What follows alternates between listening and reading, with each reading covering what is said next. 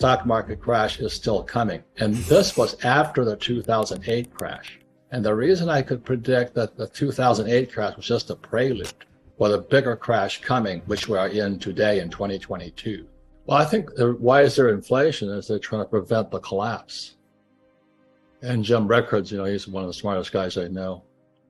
He says, prepare, we're going to collapse. And as you know, people don't understand, most 98% don't understand this. The dollar is a reserve currency of the world, which came about in 1944 with the Bretton Woods Agreement. We can just keep printing money. But the rest of the world's collapsing right now. And everybody depends upon the US printing. But that's why I watch China. And when Evergrande came down in 2021, the biggest real estate collapse in history, bigger than 2008. And all of a sudden, they lock people down with COVID. I've seen this story before because it happened in 2019. They're desperate, Brian. They're desperate. They're looking for anything that can stop this thing. But every time they said to me, don't fight the Fed, I'm saying, don't trust the Fed was my stay. Why would I trust those SOBs? They're a central bank system. The Rothschilds and all those guys control them. The richest families in the world control the central banks. And you said you pull the curtain aside. It's like the story of the Wizard of Oz. You pull the curtain aside. There's a little guy back there called the Fed chairman trying to keep the economy from collapsing them. But they're going to keep printing until the thing is destroyed. That's my prediction. Well, there's people much smarter than me who say that. I've been saying that for years, but I was the whack job or the Chicken Little on the outside, some whack job I don't have a degree in finance. I have what my degree is in? What? Oil. So I went to U.S. Merchant Marine Academy in Kings Point, New York. And this is in 65 to 69.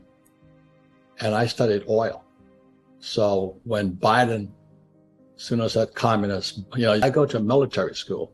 Most of I think 100% of my teachers were men, not women. And there's a very big difference on the way men teach men and women teach men. And so one of the things going on today, this is off the subject, but socioeconomically, more men are raised by single moms today.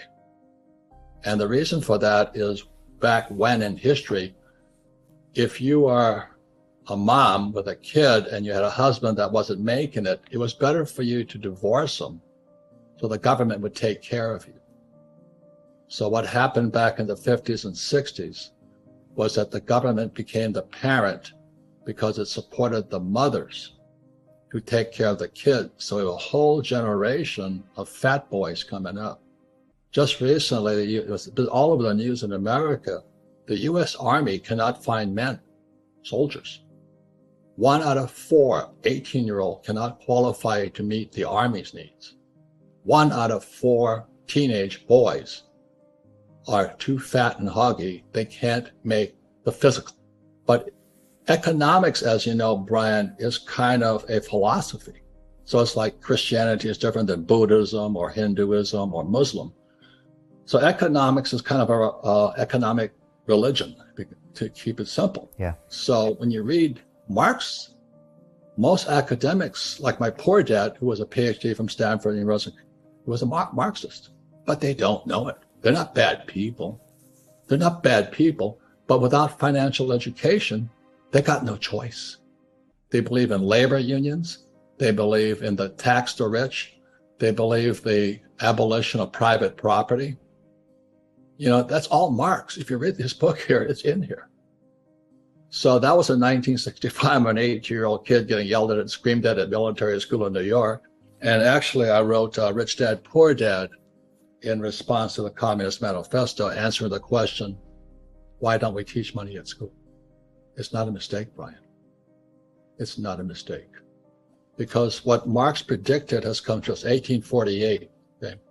He said communism would take over America specifically, or the capitalist world, in 2 stages. So stage 1 happened in 1930.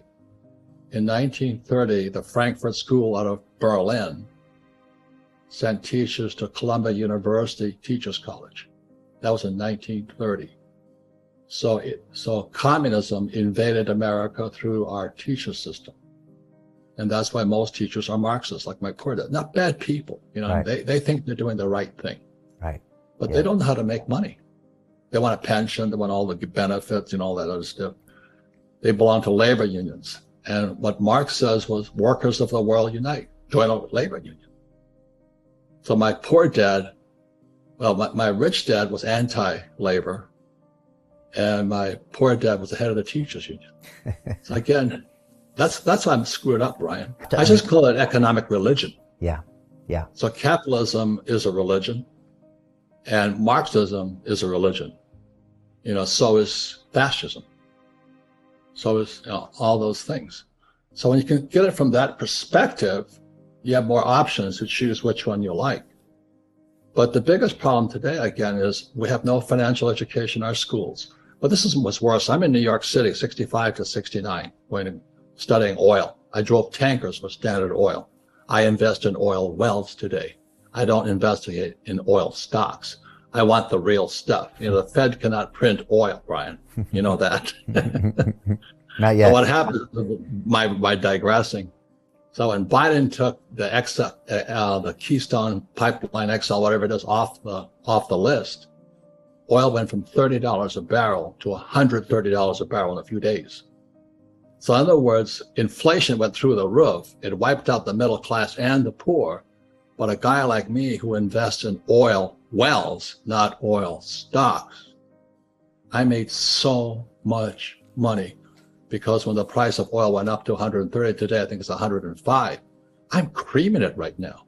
Unfortunately, it's killing the poor and middle class, because they can't put gas in the car, they can't buy groceries, and then they can't afford to shop. So I see all the clothes on sale everywhere and all this. And that's what's predicted in here. That's how I see the world from very economic point of view, but real economics. Do you know what I mean? They're inside the machine. Yeah. They're inside the whole grinder out there. And and this was book number 2. If I could show it to you, this is Cash Flow Quadrant. Oh, yeah. And the 4 people in capital or money all throughout the world. You have employees, small business, self-employed. You have big business, 500 employees or more. And you have I. It stands for insider. It doesn't stand for investor. So I always invest from the inside. And people say, well, isn't insider trading illegal? Yeah, for these guys. It's legal for these guys. The other thing is taxes, the only people that pay taxes are employees. They pay 40%. This is global.